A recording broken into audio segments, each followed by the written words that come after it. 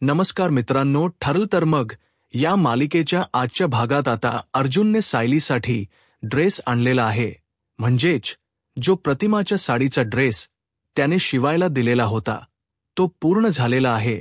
तो ड्रेस आणून तो सायलीच्या हातात देतो. सायली म्हणते ड्रेस, तेव्हा अर्जुन म्हणतो की हो, आणि मग अर्जुन सायलीला सांगतो की आता फक्त ड्रेस म्हणून पाहायचं नाही त्याच्याकडे, तर हा ड्रेस घालून खाली यायचंच, सर्वांना दाखवायचं आहे असं अर्जुन तिला सांगत आहे. सायली मात्र जाम खुश झालेली आहे की तिला आईच्या साडीचा ड्रेस घालायची इच्छा होती आणि ती इच्छा सुद्धा अर्जुनने पूर्ण केलेली आहे.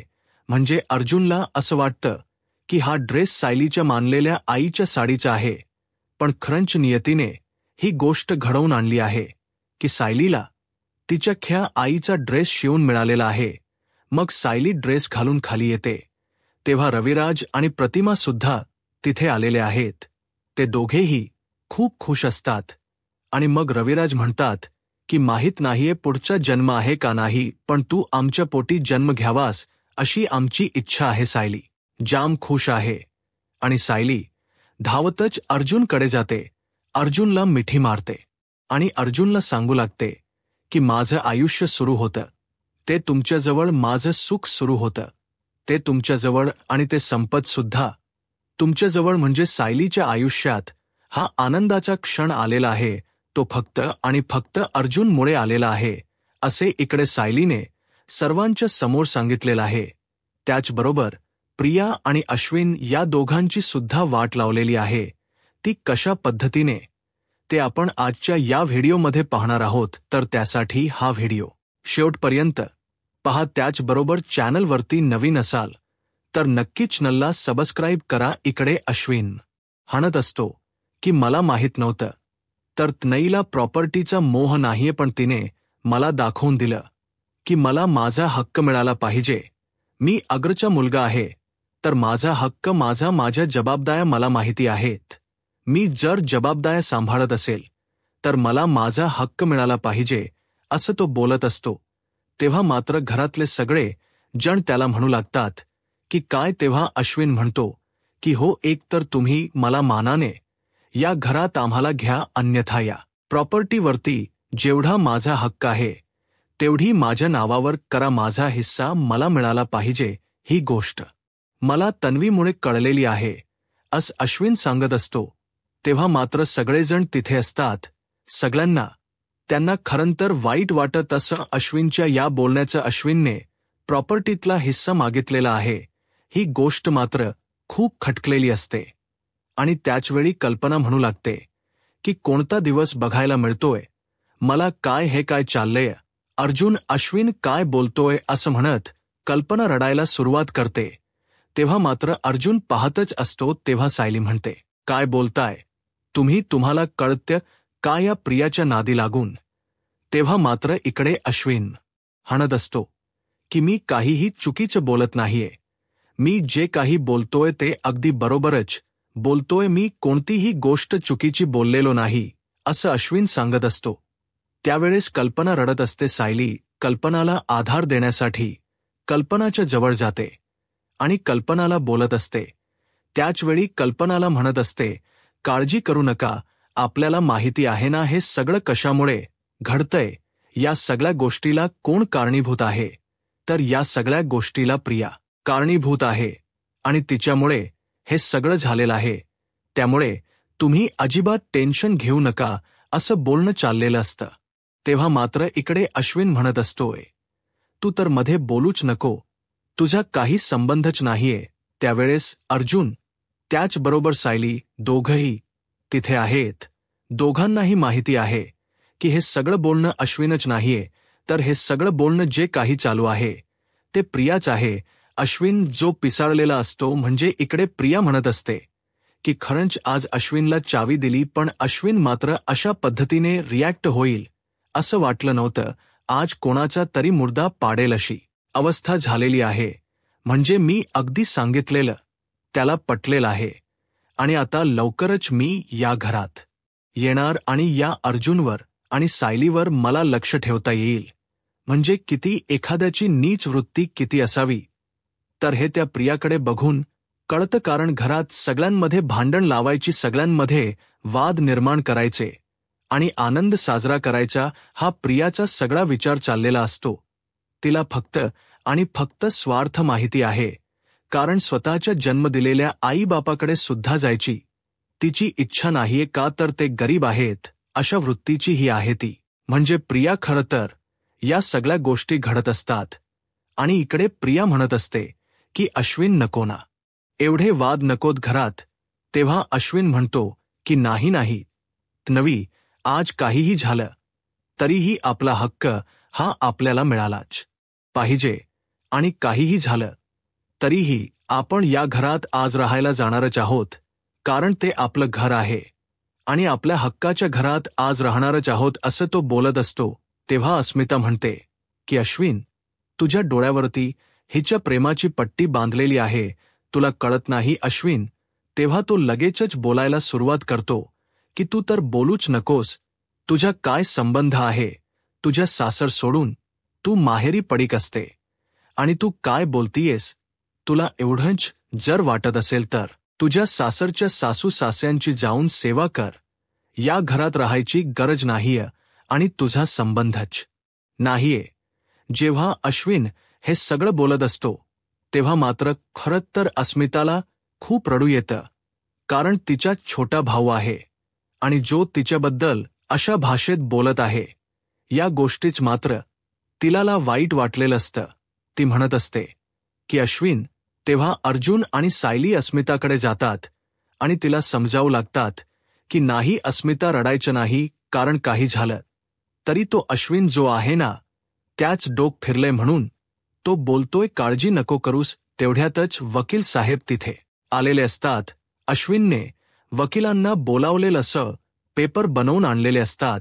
इथपर्यंत या अश्विनची मजल गेलेली असते आणि मग तो म्हणतो की थक्यू वकील साहेब, अगदी वेळेवर आलात तुम्ही, असं म्हणत वकिलांना तो थक्यू म्हणत असतो. अर्जुन हे सगळं पाहत असतो. अर्जुनला धक्का बसलेला असतो की करायचं काय, या सगळ्यावरती कसा मार्ग काढायचा हा प्रश्न अर्जुनच्या पुढे असतो. एवढा मोठा ॲडव्होकेट असलेला अर्जुन सुद्धा या प्रियाच्या वागण्यामुळे, या अश्विनच्या वागण्यामुळे निरुत्तर झालेला असतो. खरं तर या सगळ्या गोष्टी ज्या घडत असतात त्या इतक्या विचित्र पद्धतीने चाललेल्या असतात की ज्याचा विचारही कोणी केलेला नसतो, कारण अश्विन आणि प्रिया तर कशीही वागू शकते, पण तिच्या नादी लागलेला अश्विन असं काहीतरी वेड्यासारखं वागेल हा विचार सुद्धा कोणाच्याही मनात आलेला नव्हता.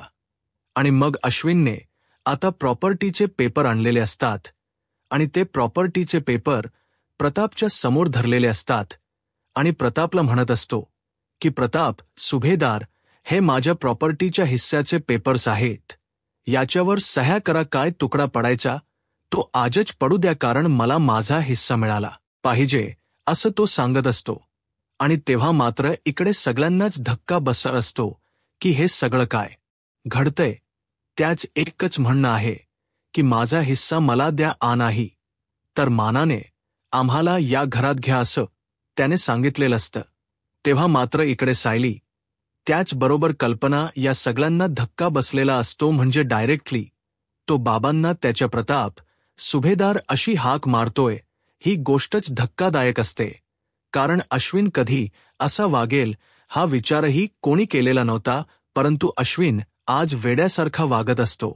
या गोष्टीची जाणीव मात्र सगळ्यांना झालेली असते. प्रिया मात्र भिकायासारखी दारात उभी आहे, सगळ्यांच्या मध्ये भांडण लावलेली आहेत आणि तिला मात्र आनंद मिळत आहे. तेव्हा इकडे अश्विन म्हणतो की चलत नवी, आपल्याला कोणीही अडवणार नाही. तेव्हा ती म्हणत असते की शांत होणार अश्विन, एवढं नको टेन्शन घेऊ, हे तीच जे नाटकी वागणं आहे ते चाललेलं असतं. तेव्हा अश्विन म्हणत असतो की हे बघ नवी, आपल्याला या घरातून कोणीही बाहेर काढू शकत नाही आणि चल बॅग घेऊन आत चल, असं तो म्हणू लागतो. म्हणजे किती विचित्र पद्धतीने हे सगळं घडत आहे, काय हे चाललंय याच्याना अर्थच लागत नसतो. प्रिया बरोबर तो आनंदाने आत येत असतो, पण घरातल्या सगळ्यांच्या चेहऱ्यावर 12 वाजलेले असतात. इकडे आता प्रतिमा आणि रविराज, प्रतिमा म्हणत असते तन्वी अश्विन जेवायला या आवाज काही आतून ऐकू येत नाही म्हणून सुमन येते आणि सुमन म्हणते की नाही वहिनी, ते दोघ जणही घरी नाहीयेत. प्रताप म्हणतो चला इकडे. सॉरी. रविराज म्हणतात की चला जेवायला घेऊया. मग सुमन म्हणते तुम्ही कॉल करून बघता का एकदा? तन्वीला प्रतिमा म्हणते की हो. रविराज म्हणतात काहीही गरज नाही कॉल करायची, ती तिच्या नव्याबरोबर आहे ना. सुमन म्हणते की ते कुठेतरी गेलेत आणि जाताना सुटकेस घेऊन गेलेत. रविराज म्हणतात की चला बरं झालं, आज शांतपणे जेवता येईल. आणि मग रविराज प्रतिमाला म्हणतात की काही गरज नाहीये फोन करायची, तिला तिचा नवरा आहे ना तिच्याबरोबर. मग आपण काळजी करायची काही गरज नाहीये. आणि काळजी करायची लायकी असावी लागते. त्या व्यक्तीची लायकी सुद्धा नाहीये की आपण तिची काळजी करावी आणि तिच्याबद्दल विचार करत बसावा, असं इकडे रविराजांचं म्हणणं असतं. रविराज मात्र खरं तर खूपच स्टॅड घेत आहेत ना. तो स्ट्रॉंग असा आहे, त्यांना माहिती आहे ना ती किती निर्लज्ज आहे, तर त्यांनी बरोबर तशा पद्धतीने तिथे वागलेले आहेत. मान्य. इतके दिवस त्यांच्या डोळ्यावर मुलीच्या प्रेमाची पट्टी होती. आपल्याला तेव्हा वाटायचं की हे रविराज वकील आहेत का कोण, यांना का असं वाटत नाहीये की ती एवढी खोट वागते, एवढं सगळं करते. पण त्यांच्या समोर जो पर्दाफाश झाला तो शेवटचा, त्यांनी त्यानंतर तिचा विषयच बंद करून टाकलेला आहे. हे सगळं अशा पद्धतीने आपल्याला पाहायला मिळतं. आता इकडे सगळे जण जेवायला बसलेले असतात. सायली म्हणत असते की विमलताई, सगळ्यांना जेवायला वाढायला घ्या असं सायली सांगत असते. तेव्हा विमल म्हणते की हो, पण सगळे जण आता आहेत. सगळ्यांना धक्का तर बसलेला असतो, परंतु ज्या गोष्टी घडत असतात त्या मात्र विचित्र अशा चालू असतात. कारण सगळ्यांना वाईट वाटत आहे की आता जेवायचं कसं हा प्रश्न पडलेला असतो. सगळेजण म्हणत असतात की एवढं वाईट वातावरण घरात झालेलं आहे, एवढ्या सगळ्या गोष्टी घडलेल्या आहेत आणि मग कसं करायचं या सगळ्या गोष्टी, हा प्रश्न सगळ्यांनाच पडलेला असतो. आणि त्याचवेळी अर्जुन कल्पनाला म्हणत असतो की मम्मा, असा विचार नको करूस तू. तेव्हा सायली म्हणते की मला सांगा, जर आता पूर्णाजी असत्या तर पूर्णाजी काय म्हणाल्या असत्या? पूर्णाजी म्हणाल्या असत्या की कोणीही घरातला उपाशी राहायचं नाही. आपल्या घरामध्ये आजपर्यंत फक्त आणि फक्त अन्नाचा आदर केलेला आहे, अन्नाचा अपमान कधीच आपल्या घरामध्ये केलेला नाही. मग आपण असं जेवत्या तटावरून उठणं कसं वाटतं? आणि मला काय म्हणायचं माहिती आहे का, ती कशी आहे ते आपल्याला चांगलंच माहिती आहे. मग आपण तिचा विचार का करायचा? कारण आपल्या या वागण्यामुळे त्रास होणार आहे, तो फक्त आणि फक्त आपल्याला होणार आहे.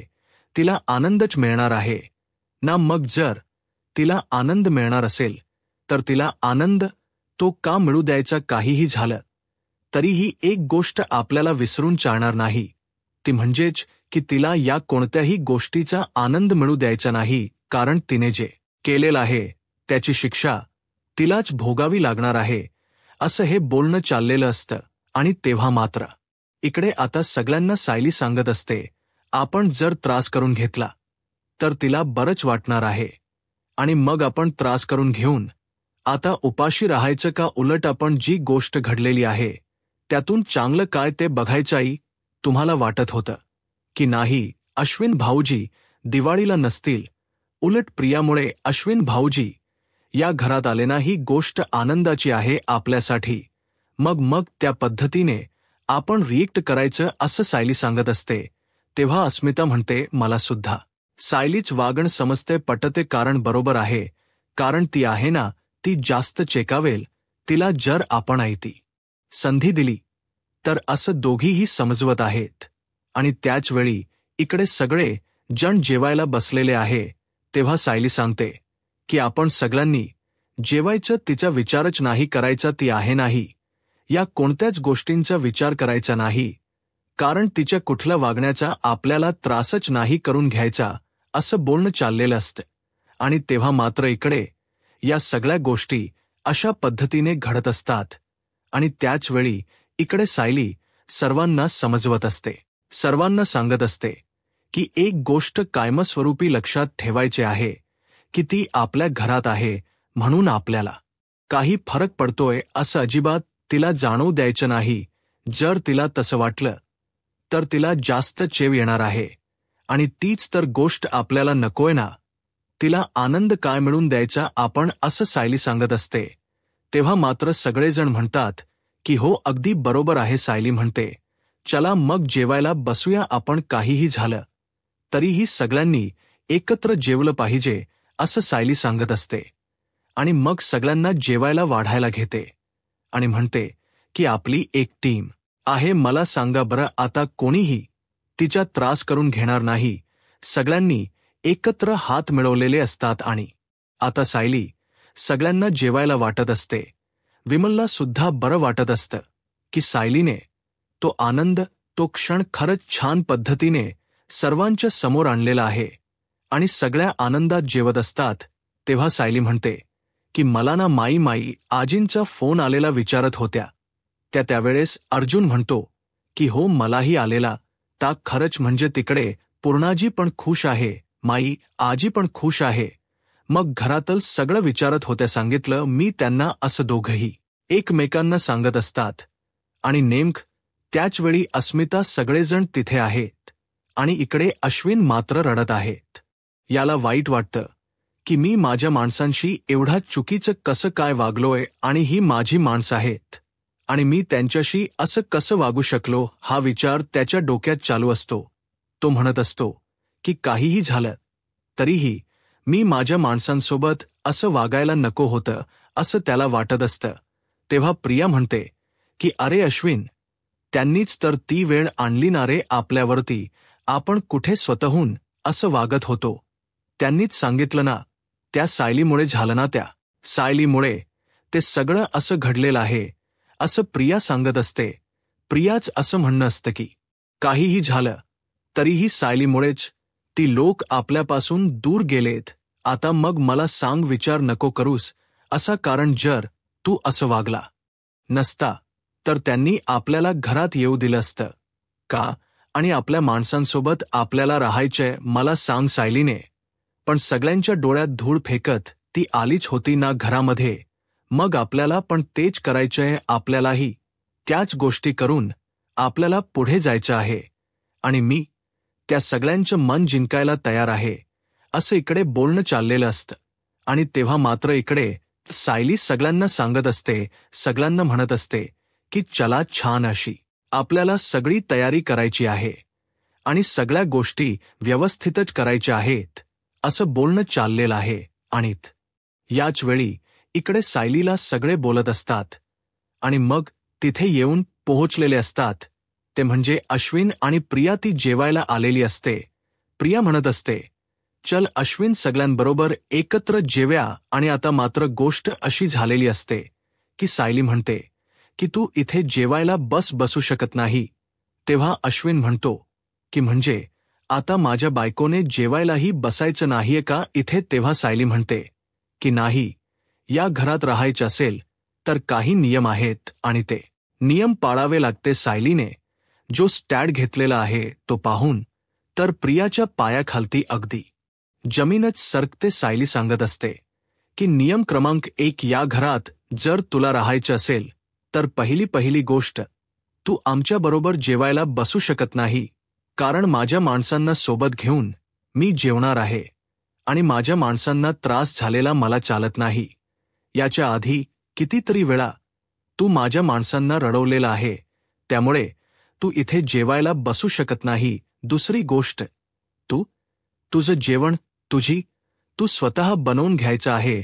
आम्ही बनवलेलं जेवण हे आमच्यासाठी असेल, ते तुझ्यासाठी नसेल. त्यानंतर आमचं किचनच झाल्यानंतर तू जेवण बनवायचं आहे किंवा आमच्या आधी बनवायचे. त्याचबरोबर ओठा, किचन, भांडी सगळं स्वतः साफ करून ठेवायचं आहे. म्हणजे आठवते का जस सायलीला नियम घातलेले होते, अगदी तसे नियम आता प्रियाला सायलीने घातलेलेत आणि सांगितलेलं आहे की तुमचे जेवण तुम्ही बनवायचे. अश्विन पण तीच तोरात सांगतो की हो, तर मी आमच्या दोघांच जेवण बनवेल. ती जर या पंक्तीत जेवायला बसणार नसेल तर मीही जेवायला बसणार नाही, असं अश्विनने हे सांगितल्यानंतर मात्र आता तर मजा सुरू झालेली असते. आणि ती म्हणजेच की अश्विन म्हणालेला असतो की मला हे जेवायला बसायचं नाही. मग खरी गोष्ट अशी असते की आता अश्विन यांच्यासोबत जेवायला बसणार नाही.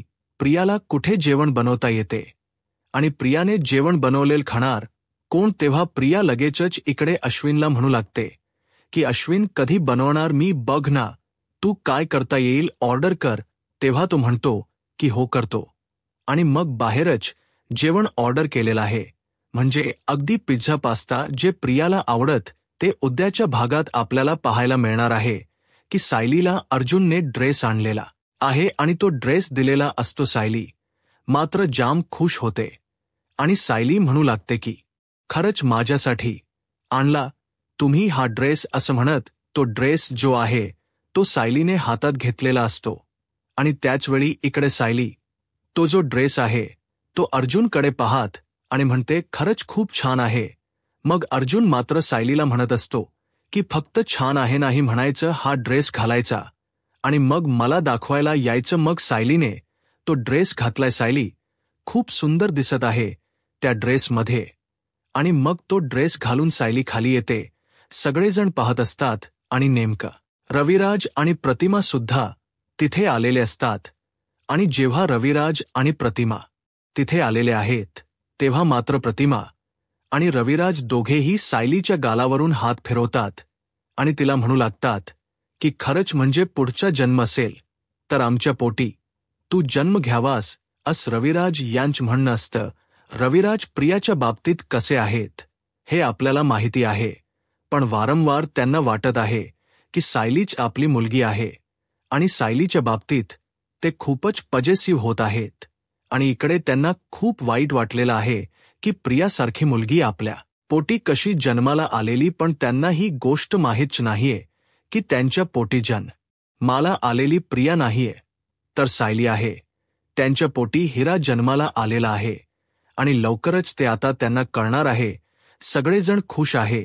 आता पुढे काय होईल हे पाहायला आत्ताच माझा महाराष्ट्र या यूट्यूब चॅनलला सबस्क्राईब करा. धन्यवाद.